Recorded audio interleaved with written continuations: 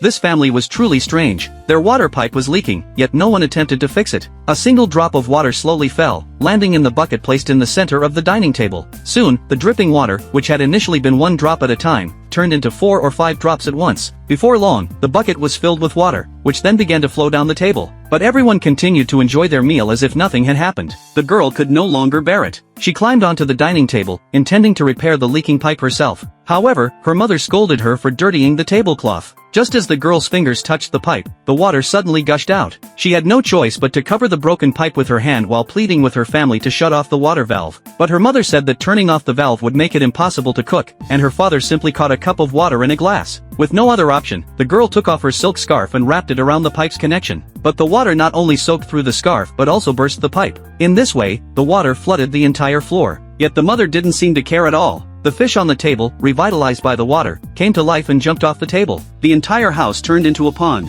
The girl pulled a drumstick from the table, hoping to use its sturdy bone to plug the leak, but it was to no avail. As the water began to submerge the chairs and even threatened to reach her younger brother, the father still ignored it and continued eating. The grandfather, engrossed in his newspaper, also paid no attention to what was happening in front of him. The mother, holding a cake, accidentally stepped on a plate in the water but was only concerned about whether the design of her cake had been ruined. Everyone lay on the water as if it had nothing to do with him. Finally, when the water submerged the dining table, the mother opened the ladder leading to the attic, rescued the boy from the water, and climbed into the attic. The girl finally broke down but also came to terms with the reality. The grandfather dropped his newspaper. Even if he wanted to help, there was nothing he could do. The girl understood everything from the grandfather's eyes. They had to accept the reality, and all of them crowded into the small attic, but the water had no intention of sparing them and soon spread upward. The girl could only desperately shake the window, trying to call for help. However, when she opened the window, she discovered that the whole world had already been submerged by the water.